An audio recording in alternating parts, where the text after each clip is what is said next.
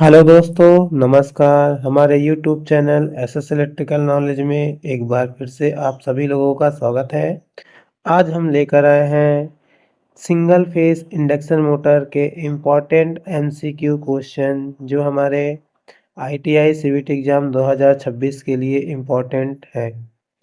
तो दोस्तों चलिए हम क्वेश्चन देखते हैं। तो आज का पहला क्वेश्चन है, सिंगल फेस इंडक्शन मोटर स्वभाव से कैसा होता है? सेल्फ स्टार्टिंग, स्वतः चालू होने वाली, नॉन सेल्फ स्टार्टिंग, स्वतः चालू ना होने वाली, हाई स्टार्टिंग टॉर्क वाली, या इनमें से कोई नहीं।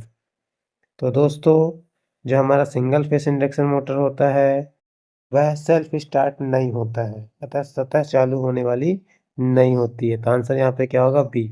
चलिए इस चीज़ को हम समझते हैं। दोस्तों, जो हमारा सिंगल फेस इंडक्शन मोटर होता है उसमें केवल सिंगल वाइंडिंग ही होती है, और सिंगल वाइंडिंग होने के कारण इसमें जब करंट फ्लो होता है तो मैग्नेटिक फील्ड तो बनती है, लेकिन जो मैग्नेटिक फील्ड बनती है वो सिंगल होती है, मतलब किसी प्रकार से कोई फेज डिफरेंस मैग्नेटिक फील्ड में नहीं होता है।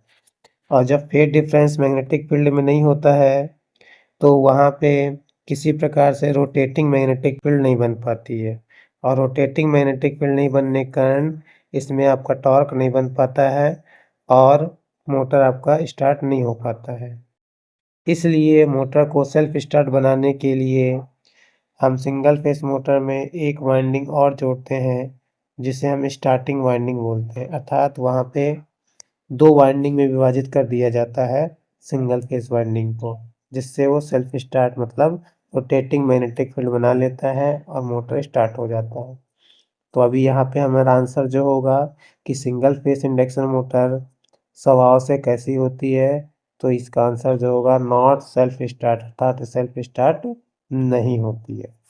ओके दोस्तों, उसके बाद हम नेक्स्ट क्वेश्चन की तरफ चलते हैं। तो हमारा नेक्स्ट क्वेश्चन है, कैपेसिटर स्टार्ट इंडक्शन मोटर में सेंट्रीफ्यूगल स्विच का कार्य क्या है? मोटर को ओवरलोड से बचाना, मोटर की गति पकड़ने पर स्टार्टिंग वाइंडिंग को अलग करना, मोटर की दिशा बदलना, कैपेसिटर को शॉर्ट सर्किट से बचाना। तो दोस्तों, यहाँ पे जो सही आंसर होगा वो होगा मोटर के गति पकड़ने पर स्टार्टिंग वाइंडिंग को काट देना। चलिए इसको हम समझते हैं। एक्चुअली में दोस्तों, यहाँ पे जो कैपेसिटर स्टार्ट इंडक्शन मोटर होता है उसमें दो वाइंडिंग होती है, एक होती है हमारी स्टार्टिंग वाइंडिंग और एक होती है रनिंग वाइंडिंग। अब दोस्तों, इसमें स्टार्टिंग वाइंडिंग के साथ स्टार्टिंग वाइंडिंग है, रनिंग वाइंडिंग है। स्टार्टिंग वाइंडिंग के साथ यहाँ पे सेंट्रीफ्यूगल स्विच के माध्यम से यहाँ पे एक कैपेसिटर लगा दिया जाता है। तो इसमें क्या होता है कि जब सप्लाई जाती है तो दो भागों में विभाजित हो जाएगी, एक आपका स्टार्टिंग करंट और एक आपका रनिंग करंट। मतलब स्टार्टिंग वाइंडिंग का मैग्नेटिक फील्ड बनेगा और रनिंग वाइंडिंग का मैग्नेटिक फील्ड बनेगा, जिससे रिजल्टेंट मैग्नेटिक फील्ड बनेगा और रोटेटिंग मैग्नेटिक फील्ड बनाएगा। और जैसे ही आपका मोटर टॉर्क जनरेट करेगा, स्पीड 70 से 80% होगा मोटर का, वैसे ही सेंट्रीफ्यूगल स्विच ऑटोमेटिक स्विच होता है, ये इस सर्किट को डिस्कनेक्ट कर देगा। इससे हमारा कैपेसिटर जो होगा क्या हो जाएगा, स्टार्टिंग वाइंडिंग जो होगी वो मोटर के वाइंडिंग से अलग हो जाएगी। केवल स्टार्ट करने के लिए यूज होता है ये वाइंडिंग, स्टार्टिंग वाइंडिंग 70 से 80% जैसे स्पीड पकड़ता है रेटेड स्पीड से, तो वहाँ पे सेंट्रीफ्यूगल स्विच जो होता है वो स्टार्टिंग वाइंडिंग को काट देती है, अलग कर देती है, और मोटर अपने हरकतें करने लगता है, घूमने लगता है। तो यहाँ पे केवल स्टार्ट करवाने के लिए ही स्टार्टिंग वाइंडिंग का यूज करते हैं, और स्टार्टिंग वाइंडिंग को काटने के लिए सेंट्रीफ्यूगल स्विच का यूज होता है। तो इसका जो सही आंसर होगा वो होगा बी नंबर। उसके बाद चलते हैं दोस्तों नेक्स्ट क्वेश्चन की तरफ। तो हमारा जो नेक्स्ट क्वेश्चन है वो है, हमारा जो नेक्स्ट क्वेश्चन है वो है, किस प्रकार के रोटर पर कोई वाइंडिंग नहीं होती है? हिस्टैरिसीस, रिलक्टेंस, रिपल्सन और सेडेड पोल।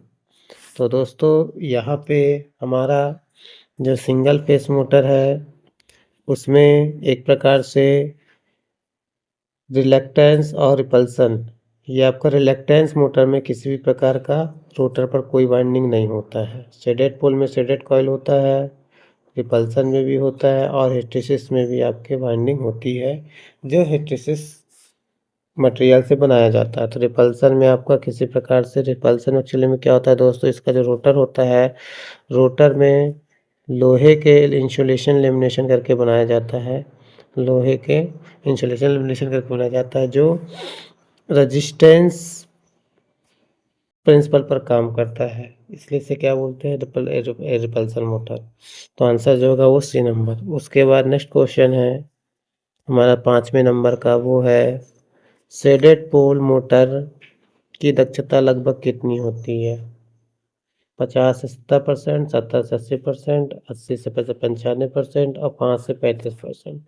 तो दोस्तों जो शेडेड पोल मोटर होता है उसके उसमें आपके शेडेड कॉइल यूज होता है, और यह मोटर जो होता है वो आपका छोटा मोटर होता है, कम एचपी वाले मोटर होते हैं, और इसकी एफिशिएंसी दक्षता जो होती है वो बहुत कम होती है, 5 से 35% ही होती है, और इसका पावर फैक्टर भी कम होता है, और इसका उपयोग अधिकतर खिलौने में किया जाता है दोस्तों, शेडेड पोल मोटर का। तो इसका आंसर होगा बी नंबर। नेक्स्ट क्वेश्चन की तरफ चलते हैं। तो जो हमारा नेक्स्ट क्वेश्चन है वो है सिंगल फेस इंडक्शन मोटर का शुरुआती टॉर्क कैसा होता है? कम, शून्य, अधिक या एक समान?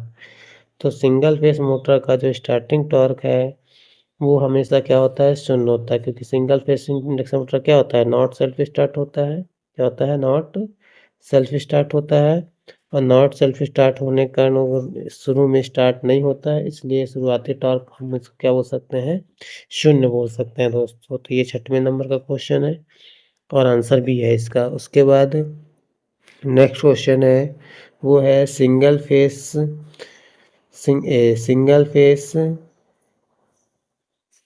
इंडक्शन मोटर का स्लिप का मान क्या है? शून्य, 1 से कम, 1 से अधिक, आपूर्ति आवृत्ति के बराबर। तो दोस्तों यहाँ पे सिंगल फेज जो इंडक्शन मोटर होता है उसका जो स्लिप होता है वो होता है 1 से हमेशा ज़्यादा होता है। ठीक है दोस्तों, उसके बाद हम चलते हैं नेक्स्ट क्वेश्चन की तरफ। तो हमारा जो नेक्स्ट क्वेश्चन है वो है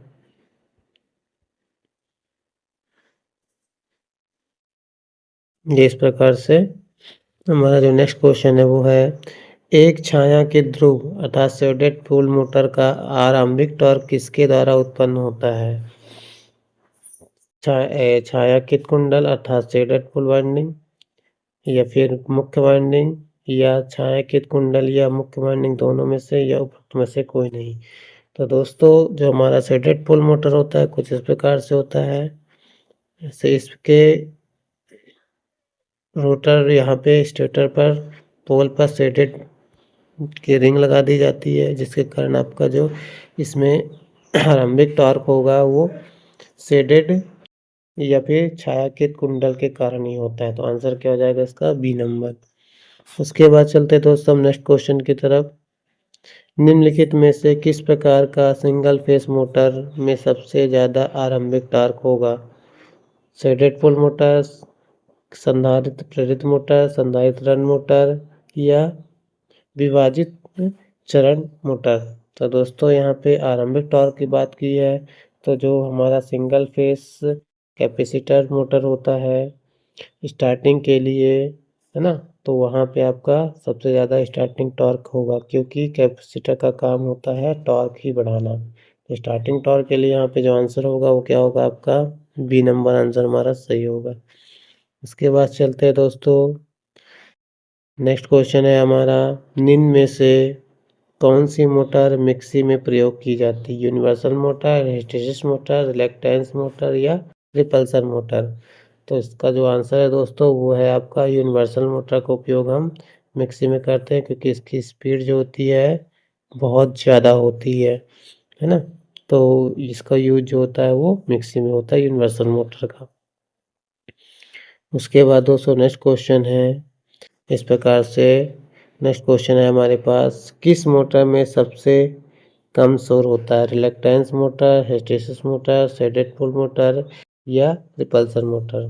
तो जो हमारा हिस्टैरिसीस मोटर होता है उसमें आपका सबसे कम साउंड होता है दोस्तों। ठीक है, क्योंकि ये क्या करता है, हिस्टैरिसीस प्रिंसिपल पर वर्क करता है और इसकी स्पीड बहुत कम होती है और ये शोर भी बहुत ज़्यादा करता है, इसलिए इसका उपयोग रिकॉर्डिंग टेप वगैरह में किया जाता है दोस्तों। उसके बाद चलते हैं हम नेक्स्ट क्वेश्चन की तरफ। तो हमारा जो नेक्स्ट क्वेश्चन है वो है सिंगल फेस इंडक्शन मोटर को किस नाम से जाना जाता है? AC commutator motor, frictional horse power motor, universal motor या सिंक्रोनस मोटर। तो दोस्तों जो हमारा सिंगल फेस इंडक्शन मोटर होता है वो हमारा 1 एचपी से भी कम होते हैं। 1 एचपी से कम होते हैं इसलिए हम इसे फ्रैक्शनल किलो हॉर्स पावर भी बोल सकते हैं। तो यहाँ पे आंसर जो होगा वो होगा बी नंबर। उसके बाद हमारे पास नेक्स्ट क्वेश्चन है वो है सिंगल फेस इंडक्शन मोटर के स्टार्ट ना होने के सबसे सामान्य कारण क्या है? कैपेसिटर खराब होना, बेरिंग जाम होना, स्टार्टिंग वाइंडिंग ओपन होना या उपरोक्त मते सभी। तो दोस्तों यहाँ पे सिंगल फेस मोटर आपका स्टार्ट नहीं हो रहा है तो इसका कैपेसिटर भी खराब हो सकता है, बेरिंग भी जाम हो सकता है रोटर का और यहाँ पे स्टार्टिंग वाइंडिंग ओपन भी हो सकता है। तो ये तीनों केस हो सकते हैं यदि आपका मोटर स्टार्ट नहीं हो रहा है तो आंसर जो होगा दोस्तों वो होगा बी नंबर। उसके बाद हमारे पास जो नेक्स्ट क्वेश्चन है वो है 15वें नंबर का। सिंगल फेस इंडक्शन मोटर की मुख्य कमी क्या है? अधिक दक्षता, स्वप्रेरण स्वतः प्रारंभ नहीं होती है, कम लागत, कम रखाव। तो दोस्तों जो हमारा सिंगल फेस इंडक्शन मोटर होता है वो हमारा सेल्फ स्टार्ट नहीं होता है और सेल्फ स्टार्ट नहीं होने का मुख्य कारण जो है वो है single winding. Single phase induction motor में सिंगल वाइंडिंग होता है जिसके कारण जो मैग्नेटिक फील्ड बनता है वो केवल सिंगल बनता है और वहाँ पे resultant magnetic field phase difference नहीं होने के कारण, एक से अधिक फेज नहीं होने के कारण फेज डिफरेंस नहीं होता है और वहाँ पे एक प्रकार से जो मैग्नेटिक फील्ड बनता है वो एक ही होता है तो रिजल्टेंट या रोटेटिंग मैग्नेटिक फील्ड नहीं बन पाता है और टॉर्क प्रोड्यूस नहीं होता है। इसलिए जो सिंगल फेस मोटर है वो सेल्फ स्टार्ट नहीं होता, ये सबसे बड़ा इसका मुख्य कमी है। तो इस प्रकार से दोस्तों हमने आज सिंगल फेस इंडक्शन मोटर के इम्पोर्टेंट एमसीक्यू क्वेश्चन किए हैं। आशा करता हूँ कि आप लोगों को यह वीडियो पसंद आया होगा और यदि आपको यह वीडियो पसंद आया तो वीडियो को सब्सक्राइब, लाइक और शेयर ज़रूर करें और हमारे चैनल से जुड़े रहें ताकि और आगे वाले जानकारी आप तक पहुँचते रहे। तब तक के लिए दोस्तों जय हिंद, धन्यवाद।